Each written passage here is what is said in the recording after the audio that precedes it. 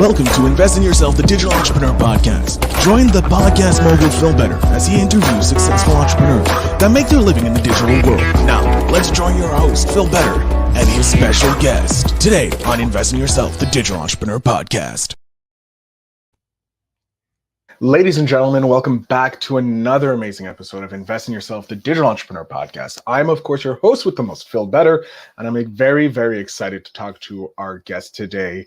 They have been, for over 3 decades, have built a successful career in sales and marketing. They've worked with clients in a wide range of verticals, including pharmaceuticals, biomedical, manufacturing, logistic, financial service, and the big dollar one, government defense contractors. He's the owner and VP of marketing and sales at Rogers Marketing, winner of several multi-million-dollar sales awards, the Velocity Award for Growth, and the Heavy Hitter Award for large accounts.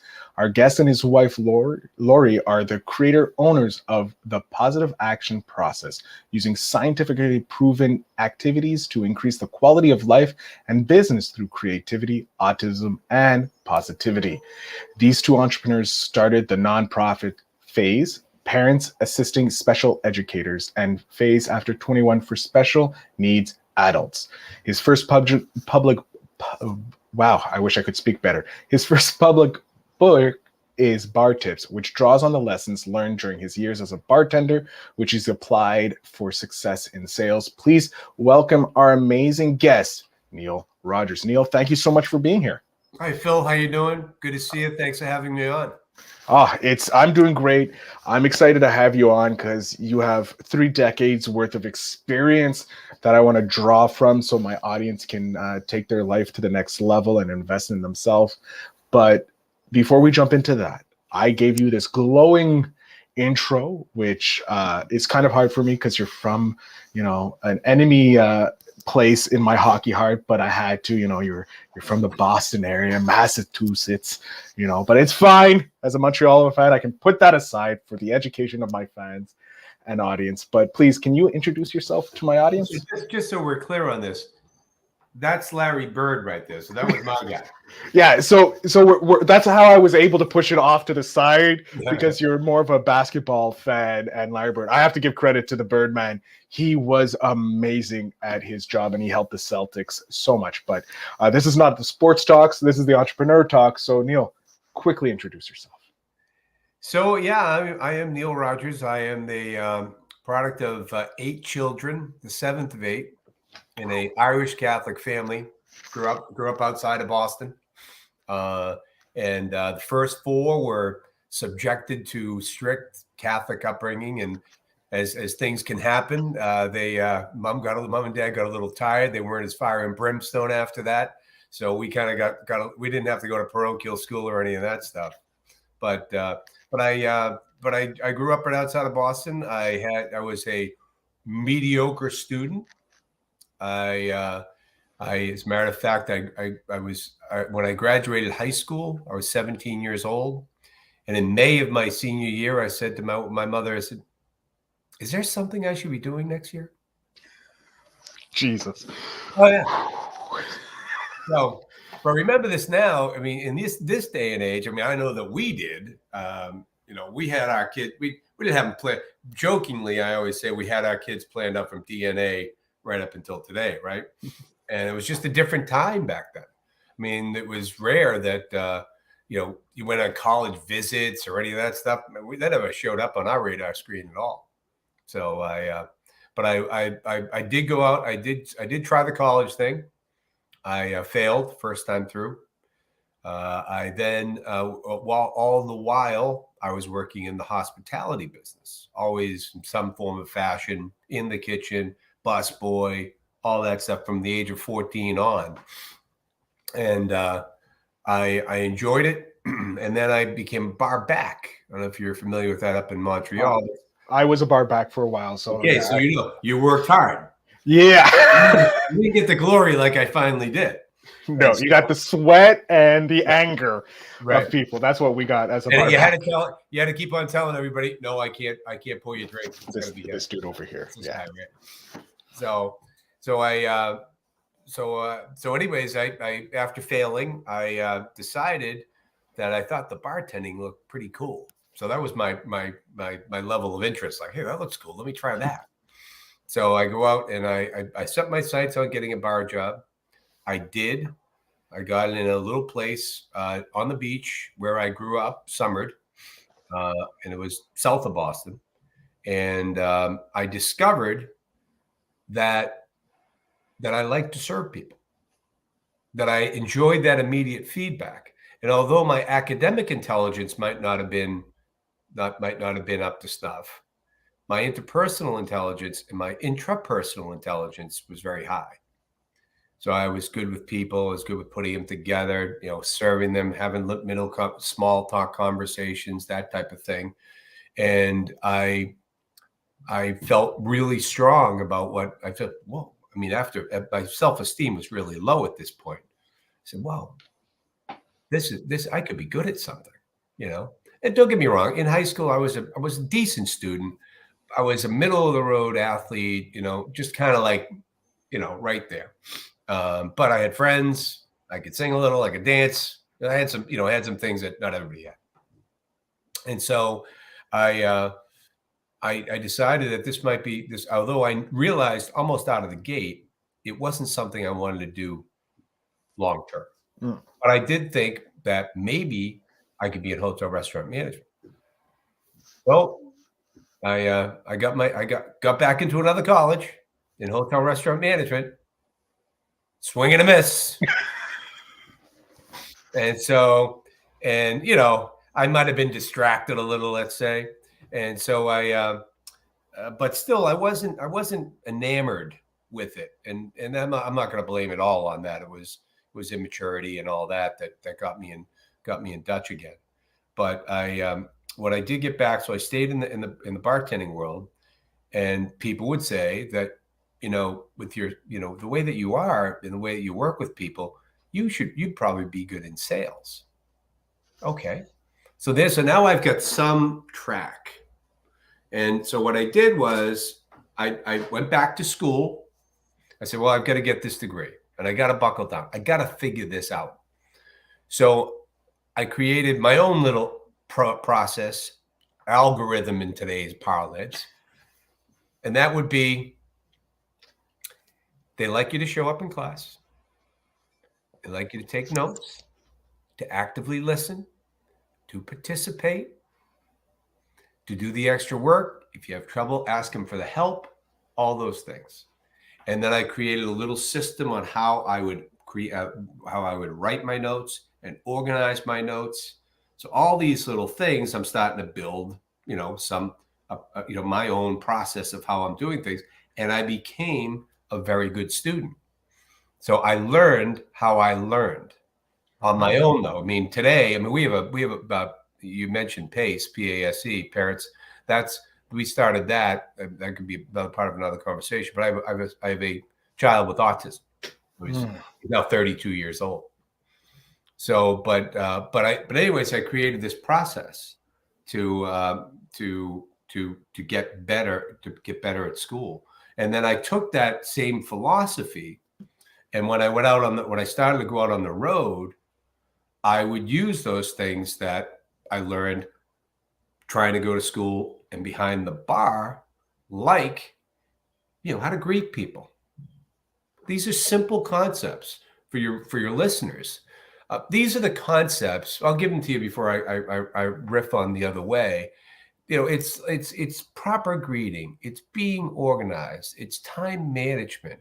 What is your attitude? What's your aptitude? What's your ability? How do you resolve an issue? Are you experienced in that? And all these things you come from, what's your product knowledge like? What do you know outside of your world that it could be of benefit to your customers? These are all these things, and when you see the book, you'll see that I work them in to how it was like in one of the chapters. It's called peripheral knowledge, which is the knowledge you have outside of your own gig.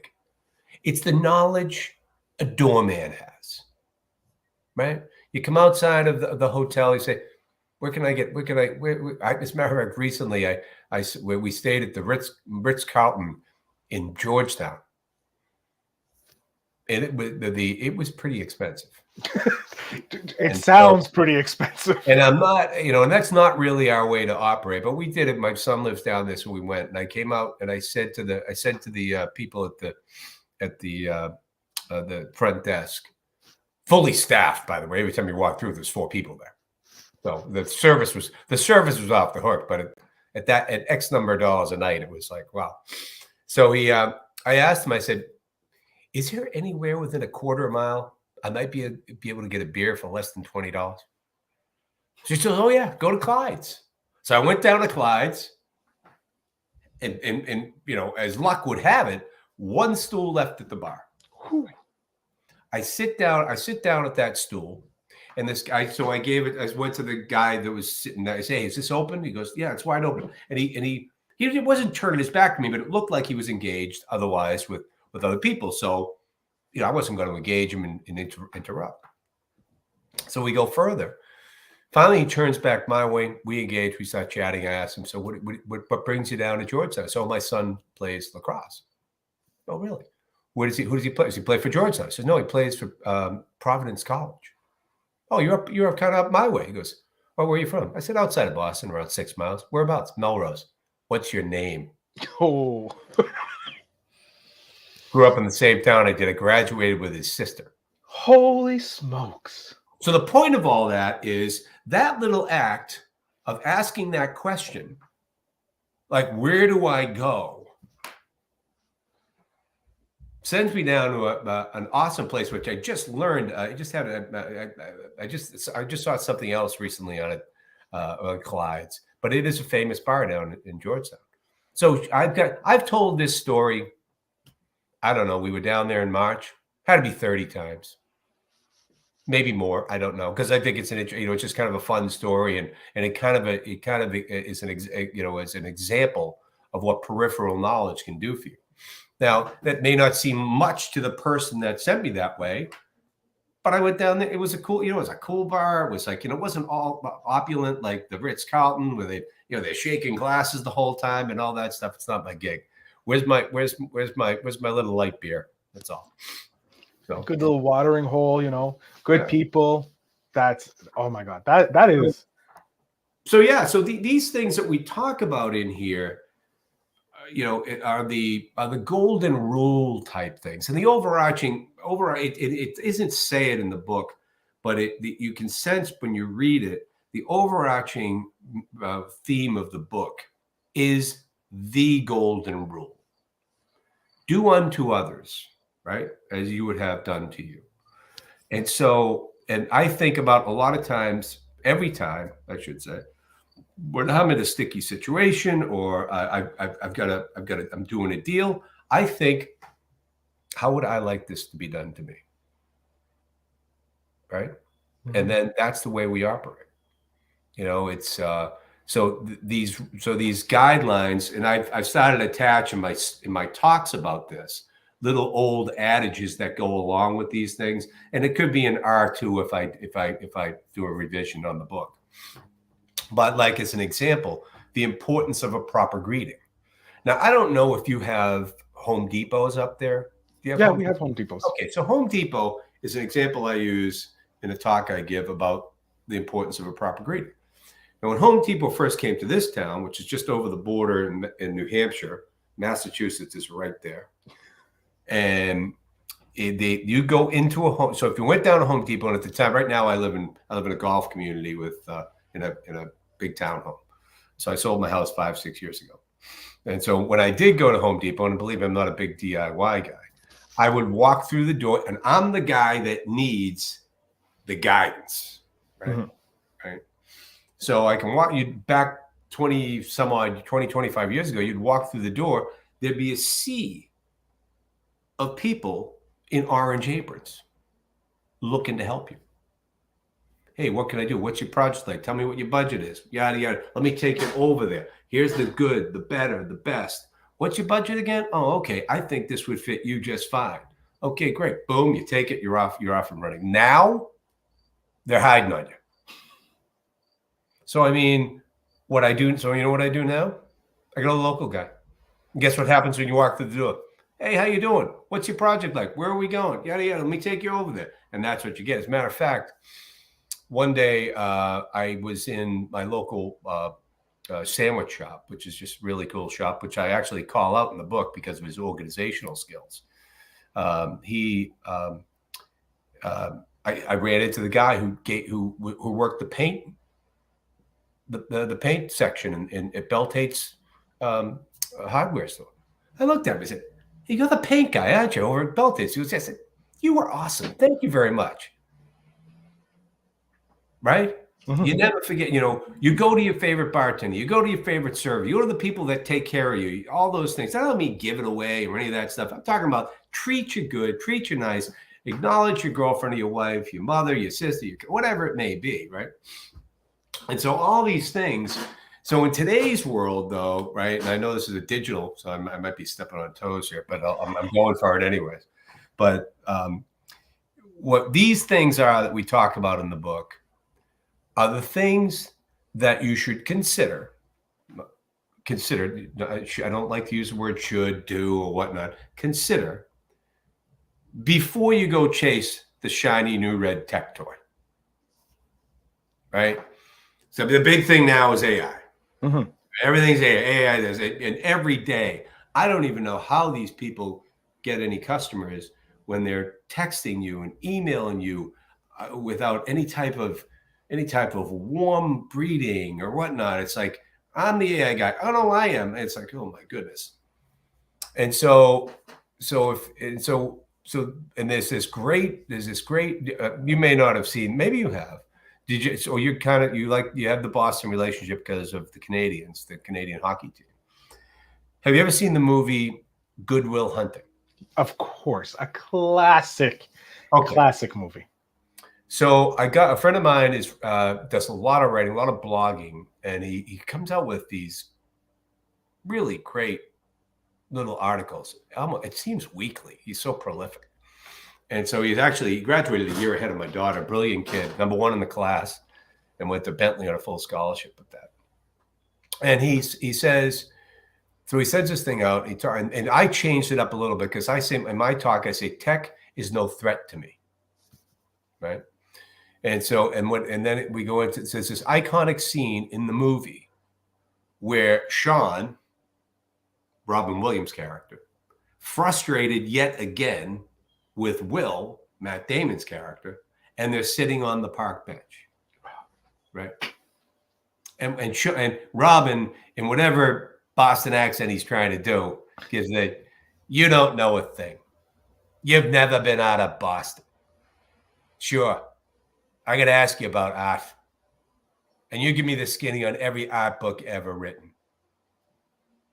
But you don't know what the Sistine Chapel smells like. You've never looked up in and seen those beautiful ceilings. And so when he wrote this, I said, oh my goodness, this is my opener for my keynote, my TED Talk, whatever it may be, because I'm selling something nobody's really buying right now. Mm-hmm. Old school, right? But when you frame it like this, and you say, the technology that we have, and Lord knows it has changed our lives dramatically over the last 50 years, can't compete with your senses. Just can't, And so cell phones act like computers. We're watching every movie we can on Prime and Netflix and Hulu and whatever. Amazon has changed the shopping landscape completely. But why? Answer this. Why are coffee shops packed with people chatting back and forth? Why is Barbie breaking all sorts of records at the box office? How is it Taylor Swift can sell out the followers, and that my wife went to the show with my daughter, and she's not, she wasn't a devotee, right? And she came back the next, I didn't see it till the next morning because I was in bed. She came back off the hook, right? Off the hook. Why is it that Why is it that, if email marketing and social media marketing and whatnot is so effective? Riddle me this, Batman. Why is direct mail up in 2023? Now, we rely on that wholly in our primary business. So in the end, and then, oh, by the way, in the shopping experience, we have a shoe store in this town that has not lost a step. No pun intended.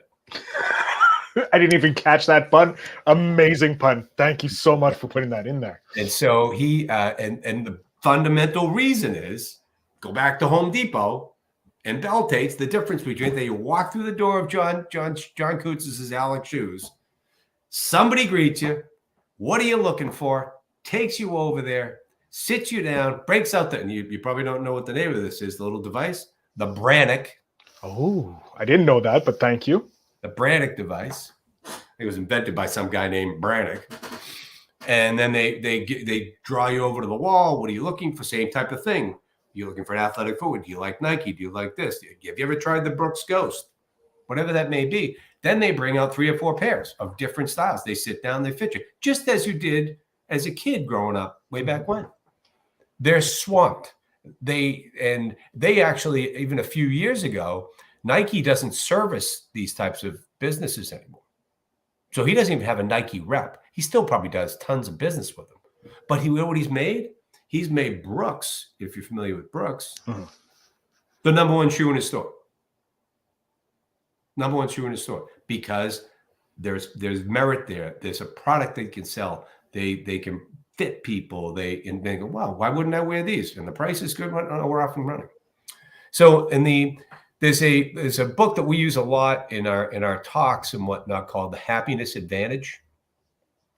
The guy's name who wrote the book is Sean Achor. Sean has got a wonderful TED talk that it's bundles it all into about 12 minutes. He's got to move it along, but it's unbelievable. And he talks about, certainly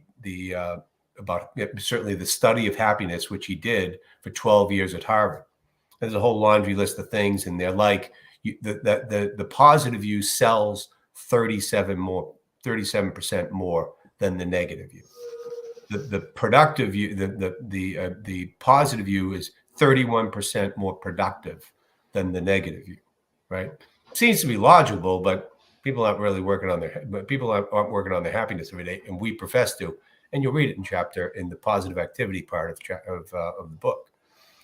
But the one that I really love, and the one that I think really sums up what's happening and why people still want to go to coffee shops and go see Taylor Swift live and go to John Coots' Alex Shoe store, is because the indicator that Sean discovered in his study of your long-term happiness and longevity, how long you're going to live, is directly related to the breadth and the depth of your social interactions.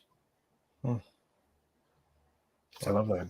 And I think that's amazing. And like I told you before we jumped on, I've done multiple interviews today. So I think I love this social interaction. So I'm hoping I'm hitting the depth and the length of my life. Oof, apologize. There's just garbage outside. But I would love to move into a bit of more educating. You gave us a great piece of advice with the proper greeting. Whenever you're meeting someone for the first time, give them that great greeting so that they feel like you're there for them. Just like when you used to go to Home Depot and have the hundreds of people waiting for you, and now you go to the local and the salesperson is right there willing to help you win and not trying to hide from you.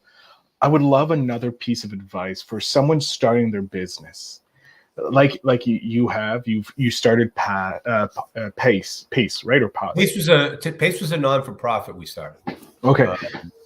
My sales career was in food distribution, athletic footwear and apparel, and now for the last 27 years, corporate logo merchandise or swag. Ooh.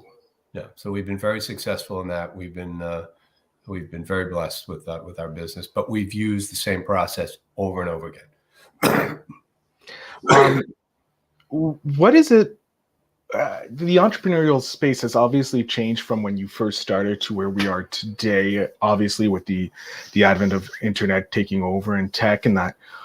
What has stayed the same for you? Like, what have you seen stay the same in the entrepreneurial space? Well, I think that in our world, we've never done the whole cradle to grave business deal. I've been a rep. So I'm taking other people's products and selling it. My risk was I was a commission rep. Mm-hmm. So that was my entrepreneurial spirit. I had developed my own territory. I had to work it. I had to remain positive, stay on the road, be creative, do things that other people didn't do. And in this business, very, very similar. We're a distributor. We don't hold any inventory, but we're salespeople. So really, so my expertise is in business development. So every entrepreneur, no matter who you are, you should have a structured business development process. Because especially if you're going to be the person that's the one on paper hanger, doing all the work and this, that, and the other thing, you better have something structured so that you're not keeping your eye off the ball of getting customers that will pay you to keep the machine going. So we suggest, our thing is that we say this, and this is what I did when I shifted from the food business, which I just got going in a good direction. But I didn't, much like I didn't see my future in bartending, I didn't see my future running in and out of every kitchen. And it looked to me like if I wanted to make the money that I wanted to make, I don't know if I could make enough sales calls to make the money I want to make. So when I was given the opportunity to join a rep agency with very successful guys that I knew, I said, I'll jump on with that. And so what I did was, the day was done in the food business at 2:30, right? Because if you can't ship it the next day, nobody wants to see you. I mean, mm-hmm. You take the orders right up to 2:30. And we put them in these little computers, little order, whatever it was. And then we put the coupler on the phone, on the pay phone, right? And we sent it over the what is it, analog line, right? The analog method. Yeah. So what I would do after 2:30, I'd go home and I'd stop mapping out my territory in the footwear business. So I've given my 2-week notice. So I'm prepping, I'm organizing, I'm getting ready to go. Even though I am not creating the product or this, that, and the other thing, I'm starting with no money coming in. So I got to get a running start. And so I had, got my samples, organized them, laced them up, got instruction on how to do that. Did it exactly how they wanted me to do it. And then I was ready to go to start making phone calls and setting appointments to go book the next season. So everything was done in season. So in the fall, you book for spring, you might get a little holiday push or something like that, and whatnot. So I was ready. And so I did most of New England. So I had to map it out where I was going to go. Cause now I'm responsible for the hotels and the gas. So these are all, so I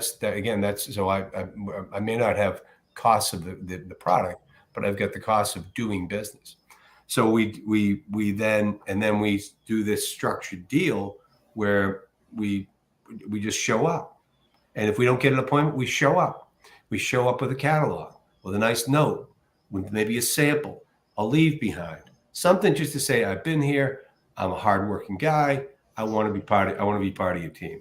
And if you do that enough, even though they're not buying from you right now, they're going to give you a play because you've got something, but also you have to have something you can sell. I mean, that's the rule. So, and then when we started the promotional business, we had a very simple way of doing things. Again, this is all like old school. When you read this thing, there are no complex marketing theories in this. It's how do you show up? How do you show up creatively? And so when we first started the promotional business, we did a thing called power packing. This was not our idea. It was something that was done previous to us, but we followed it by the law. And essentially what that was is, and it can't be done anymore in a post 9/11 world, because you can't walk into a building and, leave things behind and all that, which is what we would do, what we would do. And so we would always engage the front desk person. And they'd be like, they see the little bag with the paper coming out of it. Oh, that's intriguing. So we made sure they could see it. And we tell them, hi, I'm Neil Rogers. I'm with Rogers Marketing. I do corporate logo merchandise. Could you tell me who I could speak to in your company? Oh, that would be Bill from sales, or June from HR. Cool. Would you mind giving them that, please? You take down the number, simply email. I don't even know if we used much email back then, number and whatnot. And then the person behind the desk thinks they're getting something. A little disappointed when it's not for them, but you always had something else to hand them, and that's for you. And we built the first part of our business on doing that. Now, once that went away, we started developing what we call now positive activity, which is a trademark program that we've developed over time using all the concepts and whatnot you'll see in the book. And it's actually one chapter, but we have a whole program on it, right? But essentially, and what happened is also that now this is really getting to the crux of your question now on what in process. We do a whole process here, which includes getting your mindset right. So, and this happened in 2008. I don't know what it was like in Canada. It wasn't that great down here. And so business was bad. Where are we going to get this? And we, little mild panic, still had kids in college, tuitions, the whole 9 yards. Don't want to dip into retirements or any of that stuff, or our cash or whatever. And so, so my wife discovered, along with my daughter, there was a little fair here in town of all people from, the mindful world. And my daughter had a head injury during her college career as a lacrosse player, and she was into this stuff. She really got going with that. So my wife went, and we started learning about getting your mindset right and the importance of positivity. And then we started being disciples of the book Think and Grow Rich. So we wrote Think and Grow Rich. We got the workbook. We went along and did the whole thing. We said our affirmations in the morning. We said our affirmations in the night. What our desire was, what our plan was going to be, what the amount of money that we wanted to have at the end of the day. And so all this, but what we make sure now is that in positive activity, defined in my definition, our little ditty that we have for it. Positive activity is the practice, because we are yoga people. It's not a perfect. It's a practice of getting your mindset right in the area of positivity, which takes you to an open-minded, solution-providing, divergent thinking, creativity. So now you're sitting in a place of, you don't see problems anymore. You only see solutions, right? Because your mind is right. You're not, oh, poor me. Why did this happen to me? Why didn't they give me the order? Yada, yada, yada. There's enough for everybody. Keep going. Keep going. Keep doing the process. And then, so once you're in that creative state, that leads to productivity. Now, your productivity part of this, mine is in business development. It could be anything. You get your mindset right. You get creative. You're a musician. You're going to write better. You're going to play better. Matter of fact, I'm giving this talk at the Berklee School of Music, in the school of the business of songwriting. So it's all the business that because all these guys are brilliant. And we talk about musical intelligence, but probably can't sell the way out of a paper bag. As you said, their peripheral business, they don't have that. They're so focused, and they got their blinders on. Now you're going to just open up their blinders so their periffs gets bigger and bigger. I love it. So now the productivity. So now the whole point of it. So what we say to people is, and so then the business development part of it says, what business are you in? Who can buy what you sell? Why would they buy from you? Can you tell it to them on one sheet of paper? Do you have a structured way of following up to people that you know, people that you meet, and people that you buy? So that's our least favorite, right? We want to see referrals. We want to do business with people that we know do business. Mm-hmm. And then, are you prepared for that first meeting? You know how to structure a 15-minute coffee meeting without losing somebody, without overselling them. You're just trying to judge whether or not what you have is truly going to benefit them. We want to hear a lot from what they have to say, because we're going to make an assessment on our end. Can I help you? Can I help this person? Sometimes you can't. And the integrity says, move along. Let me send you somewhere else. Right? You do that process. So that process that was followed when I started the food business, unbeknownst to me, I was just doing it. I used to get in my car and I put little sticky notes on my dashboard. Stay out on the road. It's just getting started. Make more sales calls. Give the samples. Whatever it was some sort of little positive affirmation. And I hadn't read book 1 on it yet. It was just innate in me that I just knew that being more positive made me feel better. And so, but what we say is, once your activity, by doing all those activities, activity begets activity, right? Then you get on this little bit of a roll. People are responding. You're getting an order. They're requesting quotes. You know, you're hitting singles and doubles. Then all of a sudden, you look up, and it may not be in the first 90 days, but you look somewhere along the line, you stay with a process like this. Oh, by the way, tweak it however way you want, right? You know, make it your own. But the fundamentals, the lanes are set for you in this book. And you'll be amazed at where you are and where your head's at when you're at that point. So. I can only imagine. And Neil, I would love to continue on, but we're coming close to the end, and I need to get my spark question. This is the question I ask all my guests because, surprisingly, it's the piece of advice that I always wish. I have your 10-year-old self right beside me, gung ho, ready to go watch a Celtics game and see Boston take it home. What piece of advice are you giving your 10-year-old self? So, I think you got to listen to your mentors, and your mentors at that juncture are your parents. They're not completely off the rails. They do have some experience. They only want what's best for you.